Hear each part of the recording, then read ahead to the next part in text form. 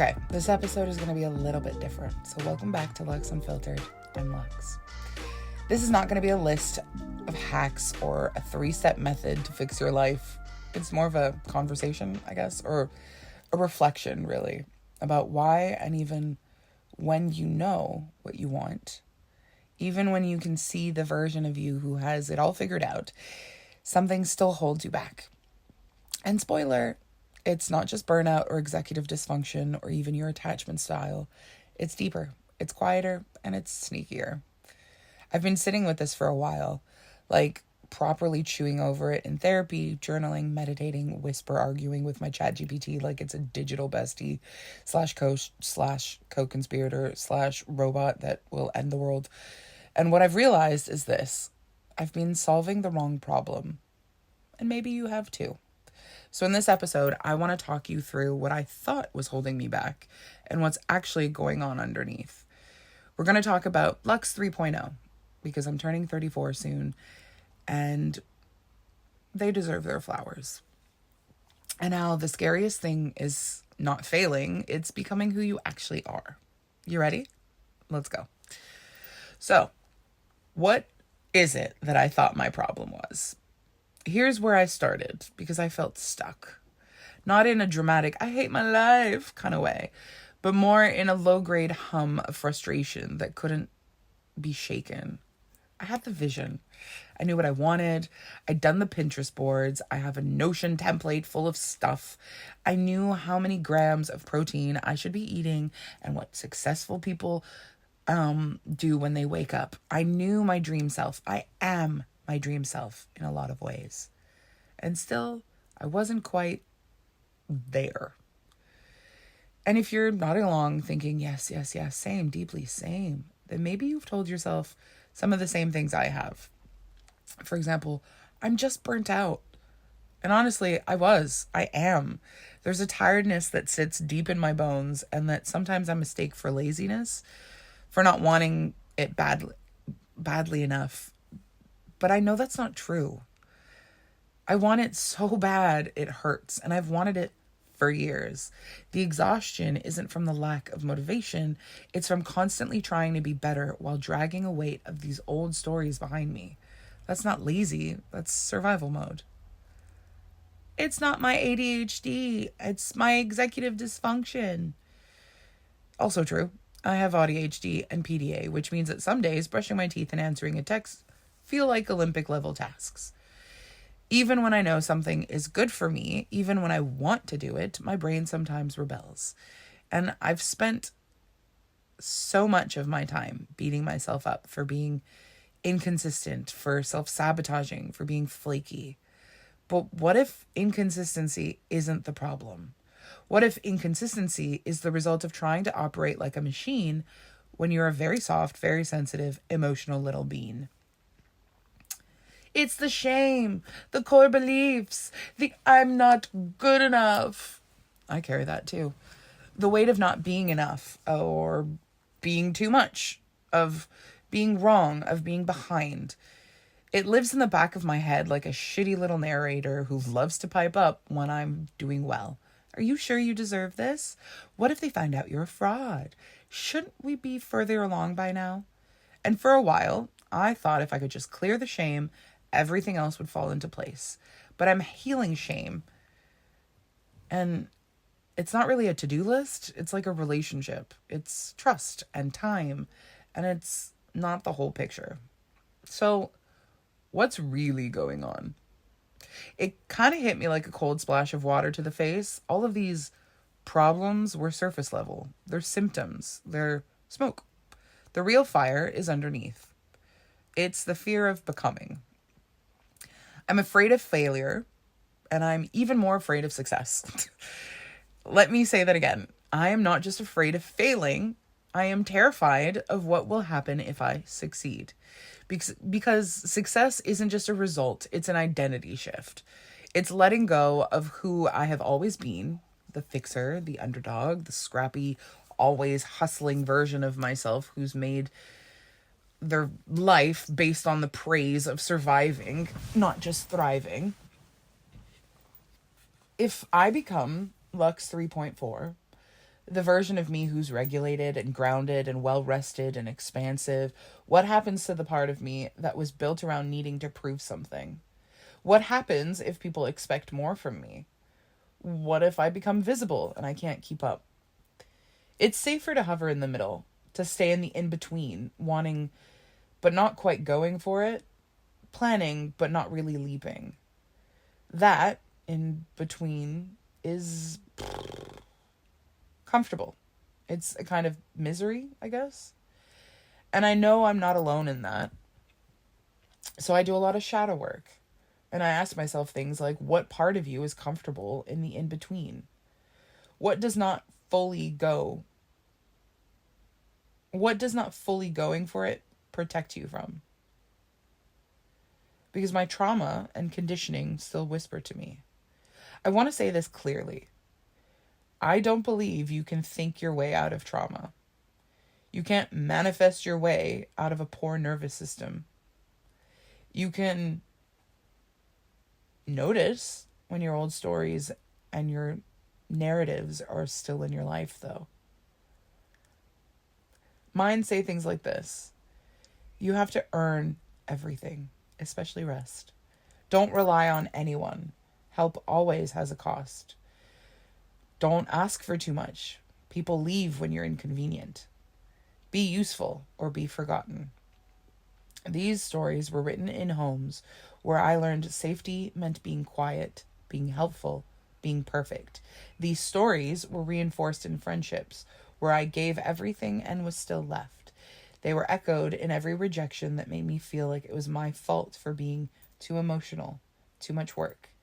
And even though I know these things aren't true, my body still reacts like they are. Here's another question I ask myself a lot. What old story is your body still acting out, even when your mind knows better?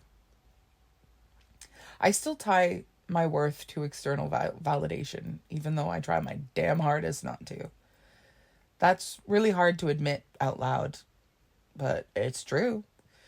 I want to feel worthy from the inside out, but deep down, I'm still working on it. I'm still working on it. I'm still waiting for someone to tell me that I'm doing it right, that I'm enough, that I've earned it.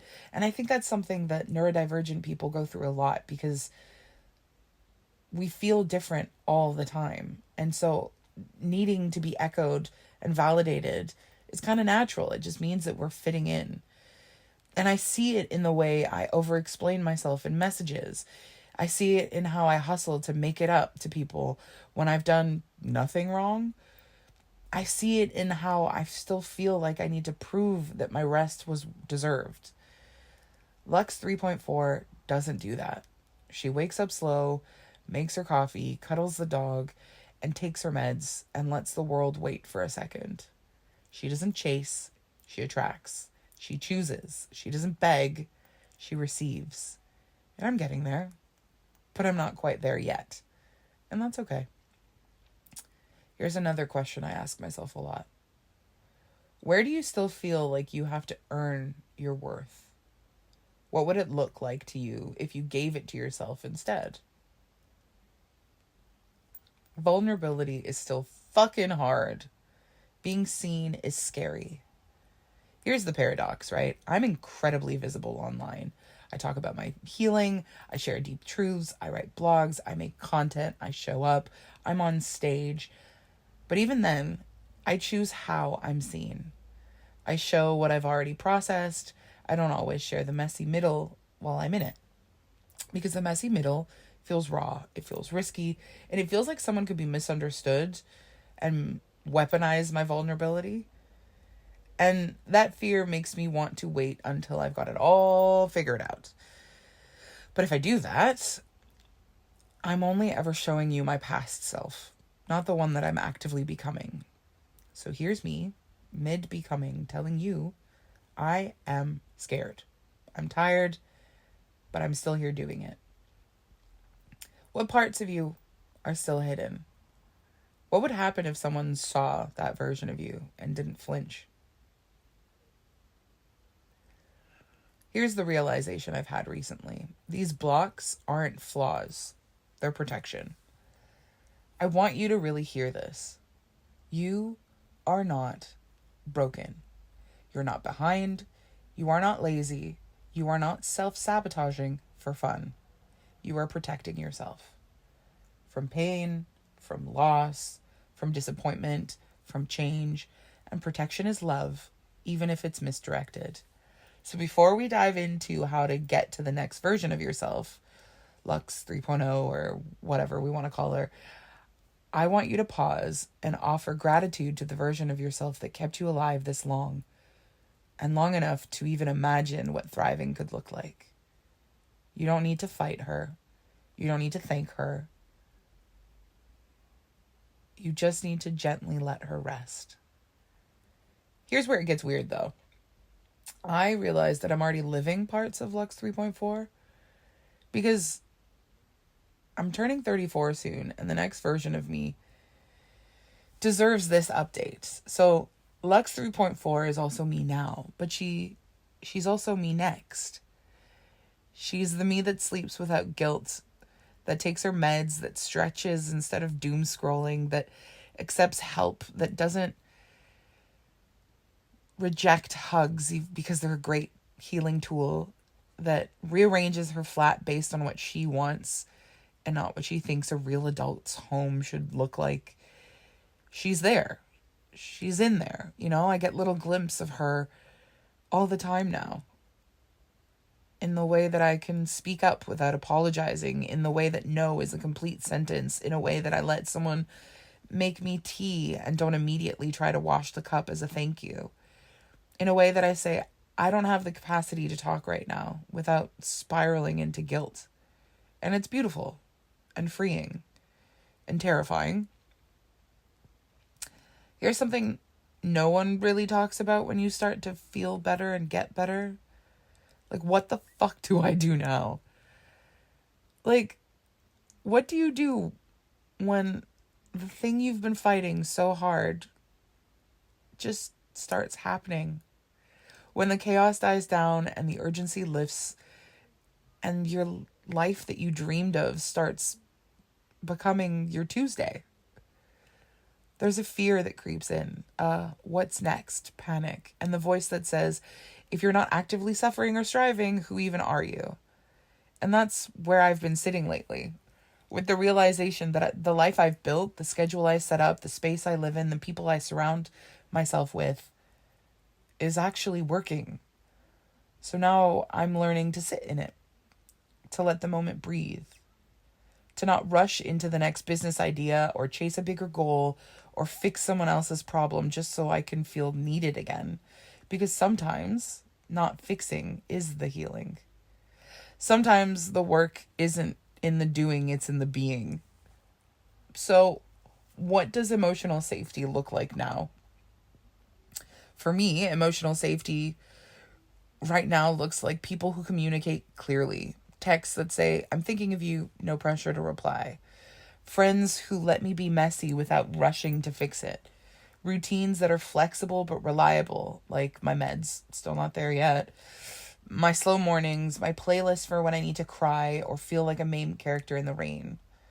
It also looks like asking for reassurance and not shaming myself for needing it, because I do need it more than I'm allowed to ask for, or more than I'm allowing myself to ask for.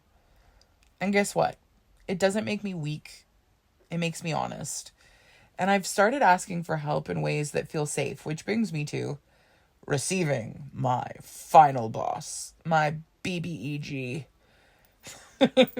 I'm fantastic at giving advice, time, snacks, playlists that match your breakup down to the lyric. But receiving, whole different beast. It still makes me flinch. And I've been unpacking why. Why I still freeze when someone offers to help. Why I still say, it's fine, when it's obviously very not fine. Why accepting help still makes me feel like I owe someone something. And the answer is this. I was raised on help with strings. There was always a catch, a favor bank, a power dynamic, a sense that if someone helped me, I now owed them my silence or my compliance or my gratitude in perpetuity. So now, even when someone just wants to help because they love me or because they have the time or just because, it activates this deep fear that if I take too much, they'll leave. They'll resent me. They'll think I'm too much. Which brings me to the rearranging. Okay, story time. Recently, I've decided to rearrange my house. I am currently in the thick of it. My house is a bomb site. Now, this might not sound like a big deal, but if you're neurodivergent, you know that home isn't just where you live. It's where your nervous system lives. It's your extension of your nervous system. It's your sanctuary, your cocoon, your sensory safe zone. So rearranging it is emotional. It's identity shifting.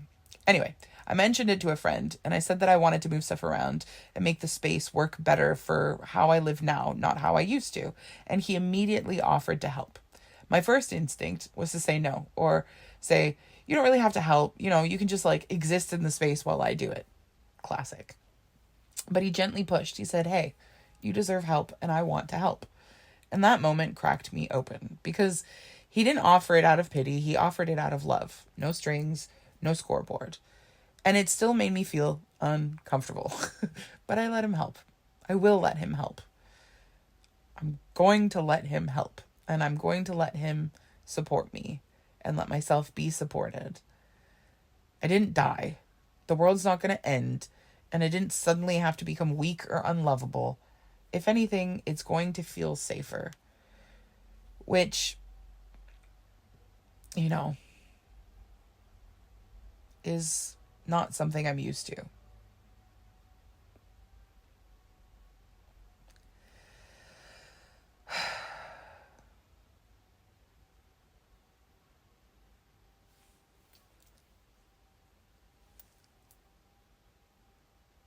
What stories come up when someone offers to help you? What would you change if you believed that you could be safe, easy, and free? So let's talk about my recent character development arc. The day I decided to schedule everything in a 12-hour period because I forgot I have a nervous system. Thursdays are not a good day.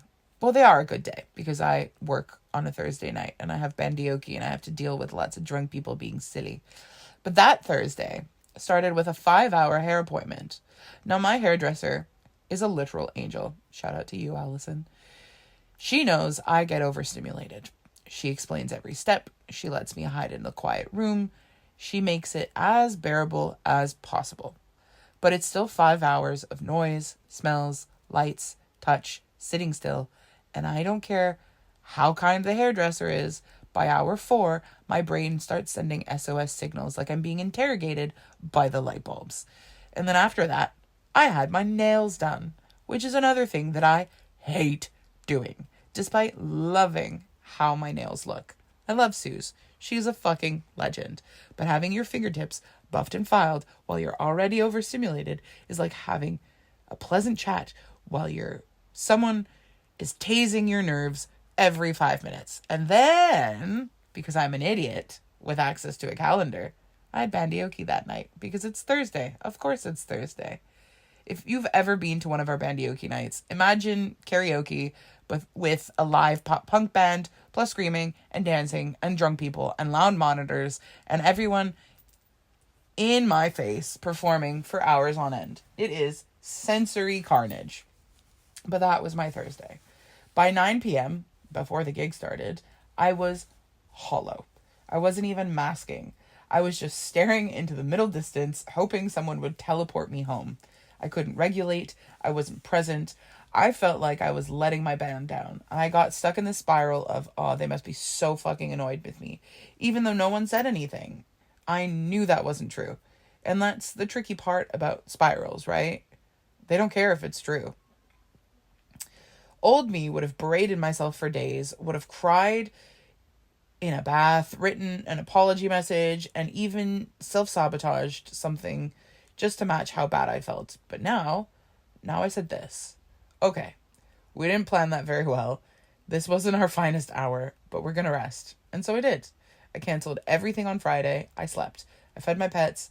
I moved from the bed to the couch and back. And I didn't do the dishes. I didn't make content. And I didn't respond to emails. And that was radical. Because I used to think that rest was earned. That I had to hit a burnout wall before I was allowed to collapse. Now I'm leaning and I'm learning. I'm learning to give myself grace before the crash, but also after it. Because sometimes your body shuts down. Not because you're dramatic or weak or flaky, but because you pushed it too hard. And the best response is not shame, it's softness. What does your body do when you ignore its limits? What would it look like to give yourself grace before you hit the wall? Here's the thing nobody tells you about healing. That's a lie. It's all over TikTok. It's not linear. It's not aesthetic, and it's not a checklist. Becoming your next self, Lux 3.0, or whatever I'm calling it, is not about fixing everything. It's about letting go of what you thought you had to be. It's about becoming the kind of person who gets to live the life you want without sacrificing your softness to get there.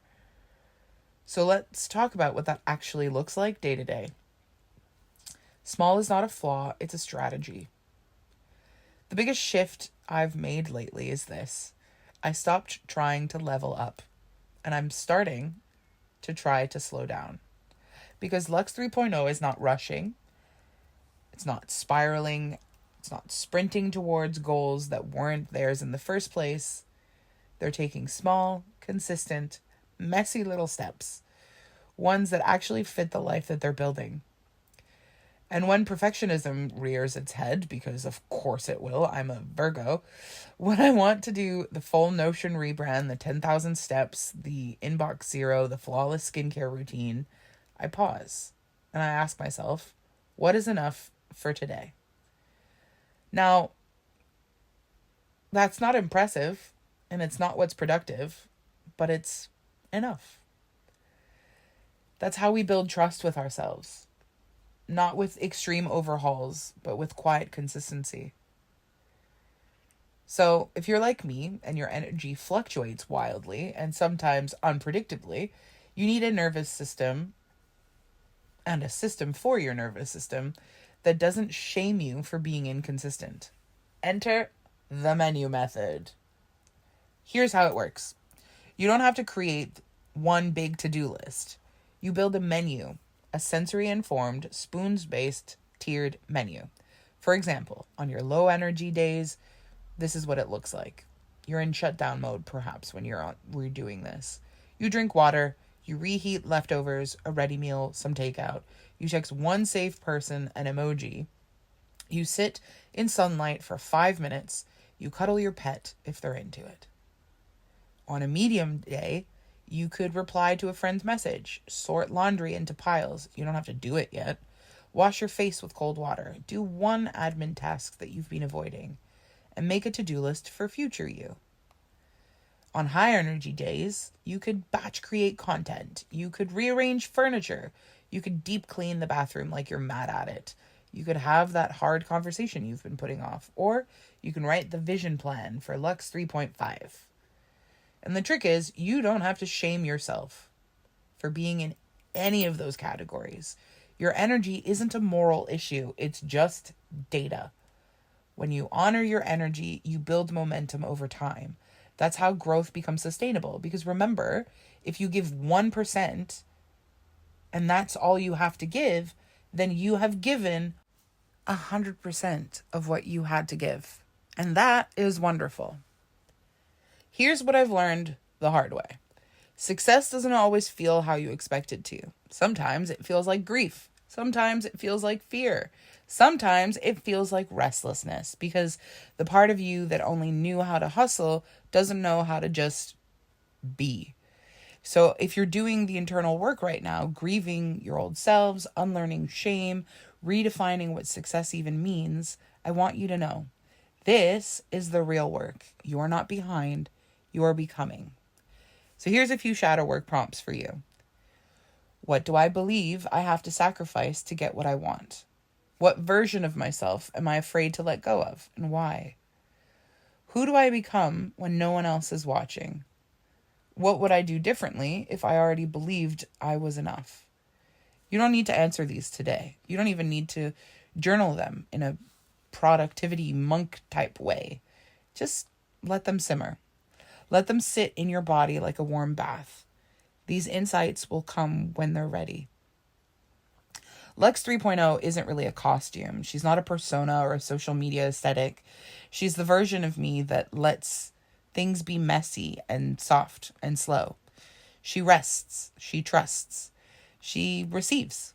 She asks for help and doesn't explain herself. She wears what she wants, even when it doesn't, quote, flatter me. She doesn't rush healing. She doesn't chase people. She doesn't negotiate her value. She just exists. And maybe you don't need to do more. Maybe you just need to remember who you are without all the noise. And maybe becoming isn't about building a new version. It's about returning to the truest one. Here are some affirmations that I say out loud to myself all the time. I am allowed to rest without earning it. I do not have to fix myself to be worthy. I receive love, help, and support with ease. I trust my timing. I trust my body. I trust my voice. I am becoming who I've always been. If you're still here, thank you for listening, for growing with me, for letting me speak into the void and somehow still feel held by it. If this episode helped you, or if you thought, fuck, same, at some point, message me, DM me, share it with someone who gets it. These words are not just for me, they're for us. This podcast is a love letter to everyone doing the work of becoming, slowly, quietly, honestly. And you don't have to become all at once. You don't have to rush. You just have to keep choosing yourself, one moment at a time. Okay. Love you. Bye.